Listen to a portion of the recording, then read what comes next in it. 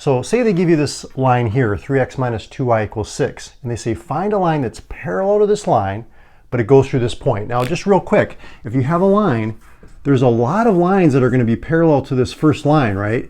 You know, there's an infinite number of them, but we're looking for the particular one that goes through the point that they give us here, 4, -1.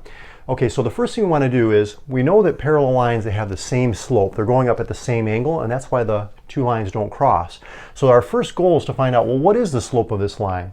And we want to rearrange it into the y equals mx plus b form of the line. So to do that, we want to solve for y.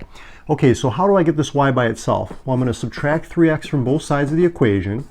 Okay, so that gives us -2y equals -3x plus 6, because you can see that's a positive 6, right?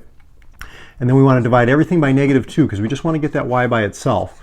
So y equals +3/2 x minus 3. And you can see the number that's just to the left of the x, or in front of the x, that's the slope. So here our slope is 3/2. So if we want to find a line that's parallel, it's going to have that same slope of 3/2. So let's go ahead and set up our equation. Y equals 3/2 x plus b. Now we don't know what the b value is. That's where it crosses the y-axis. It's the y-intercept. But they give us this hint that it goes through the point 4, -1. So we're going to put 4, the x-coordinate, in for x, and the y-coordinate, -1, in for y. So let's go ahead and do that. So that's 3/2 times 4, which 4 is like 4 over 1, right? So you can see you can do a little bit of cross-reducing here. 2 goes into 2 once, 2 goes into 4 twice. 3 times 2 is 6, over 1 times 1 is 1, so 6 divided by 1 is 6, right?